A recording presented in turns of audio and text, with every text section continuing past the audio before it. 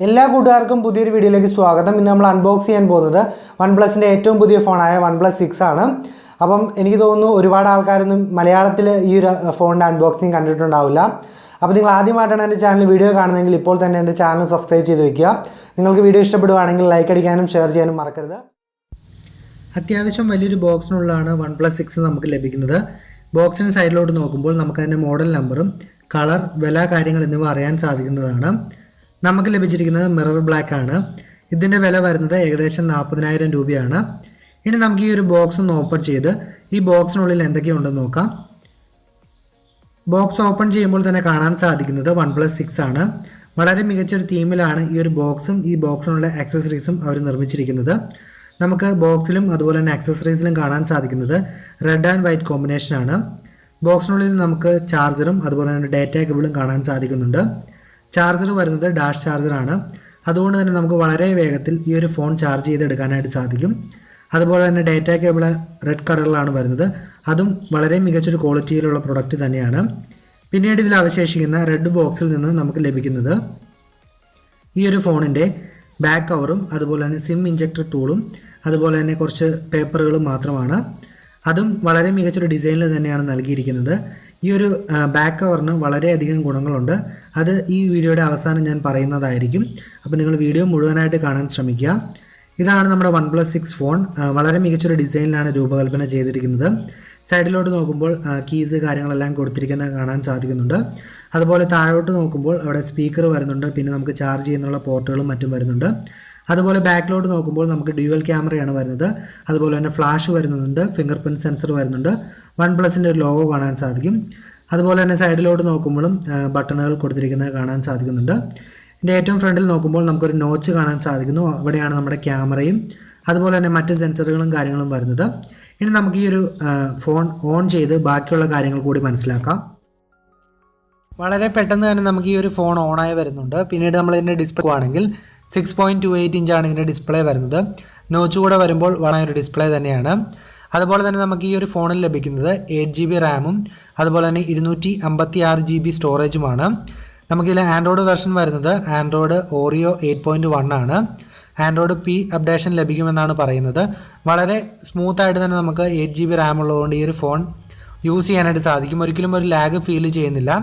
ഇനി നമുക്കിതിലെ ഫേസ് ലോക്കും അതുപോലെ തന്നെ ഫിംഗർ പ്രിൻറ്റ് ലോക്കും എത്രത്തോളം മികച്ച രീതിയിൽ വർക്ക് ചെയ്യുന്നുണ്ടെന്ന് നോക്കാം.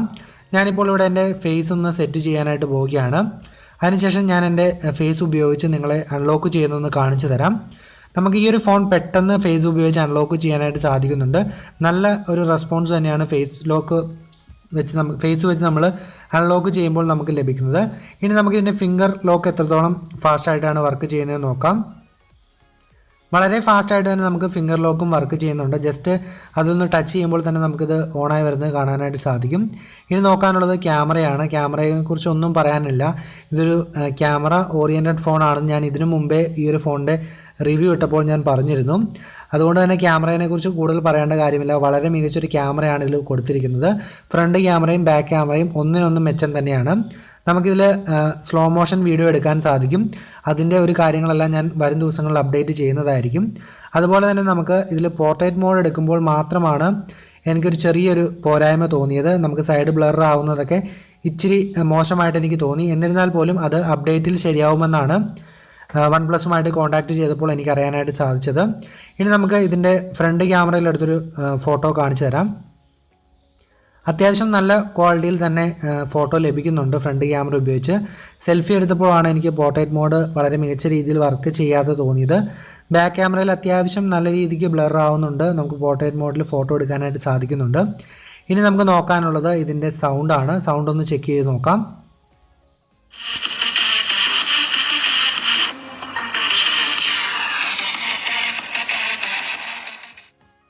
വളരെ മോശമല്ലാത്തൊരു സൗണ്ട് ഇതിൽ നിന്ന് ലഭിച്ചു എന്ന് മാത്രമേ എനിക്ക് പറയാനായിട്ട് സാധിക്കുകയുള്ളൂ. സൗണ്ട് എനിക്ക് അത്ര തൃപ്തികരമായിട്ട് തോന്നിയില്ല. എന്നിരുന്നാലും കുഴപ്പമില്ല എന്ന് മാത്രമേ പറയാൻ സാധിക്കുകയുള്ളൂ. അതായത് 40,000 രൂപയുടെ ഫോണിൽ നിന്ന് ലഭിക്കേണ്ട ഒരു സൗണ്ട് ലഭിച്ചു എന്നൊരു സംശയമുണ്ട്. പിന്നീട് നമുക്ക് നോക്കാനുള്ളത് ഈ ഒരു ഫോണിൻ്റെ പെർഫോമൻസ് ആണ്. ഞാനിവിടെ ഒരുപാട് ആപ്ലിക്കേഷനുകൾ ഓപ്പൺ ചെയ്ത് മിനിമൈസ് ചെയ്ത് വെച്ചിട്ടുണ്ട്. അതിനുശേഷം എൻ്റെ ഫോണിൽ ഇപ്പോൾ ഡൗൺലോഡ് ചെയ്തിട്ടുള്ള ഒരു ഗെയിം ഞാൻ ഒന്ന് പ്ലേ ചെയ്ത് നോക്കാൻ പോവുകയാണ്. ഞാനിപ്പോൾ അത്യാവശ്യം ഇവിടെ ആപ്ലിക്കേഷനെല്ലാം മിനിമൈസ് ചെയ്തിട്ടിട്ടുണ്ട്. അതിനുശേഷം ഞാനൊരു ഗെയിം ഓപ്പൺ ചെയ്യുകയാണ്. അപ്പോൾ നിങ്ങൾക്ക് കാണാൻ സാധിക്കും ഞാൻ അത്രയും ആപ്ലിക്കേഷനുകൾ ബാക്ക്ഗ്രൗണ്ടിൽ മിനിമൈസ് ചെയ്തിട്ടിട്ടും ഗെയിം എടുത്തിട്ടും എനിക്ക് ഒരു ലാഗ് പോലും ചെറുതായിട്ട് പോലും ഫീൽ ചെയ്യുന്നില്ല. നല്ലൊരു എന്താ പറയുക സ്മൂത്തായിട്ട് തന്നെ ഫോൺ വർക്ക് ചെയ്യുന്നുണ്ട്. അപ്പോൾ എനിക്ക് പറയാനുള്ളത് ഇത്രയും ഉള്ളൂ. 40,000 രൂപ മുടക്കി നിങ്ങളൊരു ഫ്ലാഗ്ഷിപ്പ് ഫോൺ വാങ്ങാൻ ആഗ്രഹിക്കുന്നുണ്ടെങ്കിൽ നിങ്ങൾക്ക് തീർച്ചയായിട്ടും നോക്കാവുന്നൊരു ഫോൺ തന്നെയാണ് OnePlus 6 എന്ന് പറയുന്നത്. ഇതിൻ്റെ പോരായ്മയായിട്ട് എനിക്ക് പറയാനുള്ളത് ഇതിൻ്റെ ബാക്ക് സൈഡ് വരുന്നത് ഗ്ലാസ് ഡിസ്പ്ലേ ആണ്. പൊട്ടില്ല എന്നിവർ പറയുന്നുണ്ടെങ്കിലും ഏതെങ്കിലും ഒരു കാരണവശാൽ നമ്മുടെ കയ്യിൽ നിന്ന് ഇത് താഴെ വീണ് പൊട്ടാനിടയായാൽ ഏകദേശം ഒരു 7,000 രൂപയോളം ഇത് ശരിയാക്കുന്നതിന് തന്നെയാവും. അതുപോലെ തന്നെ ക്യാമറയെക്കുറിച്ച് എനിക്ക് പറയാനുള്ളൊരു കംപ്ലയിൻ്റ് എന്ന് പറയുന്നത് എൻ്റെ ക്യാമറ ബമ്പറാണ്. ഞാൻ ഇതിനു മുമ്പും പല ഫോണുകൾ പറഞ്ഞിട്ടുണ്ട്. ക്യാമറ ബമ്പർ ഉള്ളതുകൊണ്ട് തന്നെ നമ്മൾ ബാക്ക് കവർ ഇടാതെ ഈ ഒരു ഫോൺ എവിടെയെങ്കിലും വെച്ചിട്ടുണ്ടെങ്കിൽ ക്യാമറയ്ക്ക് കംപ്ലയിൻറ്റ് വരാനുള്ള ചാൻസ് കൂടുതലാണ്. അതുപോലെ തന്നെ ഗ്ലാസ് ഡിസ്പ്ലേ ആയതുകൊണ്ട് നമ്മൾ ടച്ച് ചെയ്യുമ്പോൾ പലപ്പോഴും നമ്മൾ ടച്ച് ചെയ്യുന്ന പാട് ഈ ഫോണിൽ ഒരുപാട് വരുന്നതായിട്ട് എനിക്ക് തോന്നി. പക്ഷേ ക്യാമറ ബമ്പറിൻ്റെ കാര്യവും അതുപോലെ തന്നെ ഈ ടച്ച് ചെയ്യുമ്പോൾ ഒരു ഇഷ്യൂ നമുക്ക് ബാക്ക് കവർ ഇടുന്നവർ സോൾവ് ആവുന്നുണ്ട്. അപ്പോൾ ഈ ഒരു ഫോണിനെ കുറിച്ചുള്ള അത്യാവശ്യം ഡീറ്റെയിൽസ് കാര്യങ്ങൾ നിങ്ങൾക്ക് മനസ്സിലായെന്ന് വിശ്വസിക്കുന്നു. മറ്റൊരു വീഡിയോയിൽ കൂടുതൽ ഡീറ്റെയിൽസുമായി കാണുമ്പോഴേക്കും ബൈ.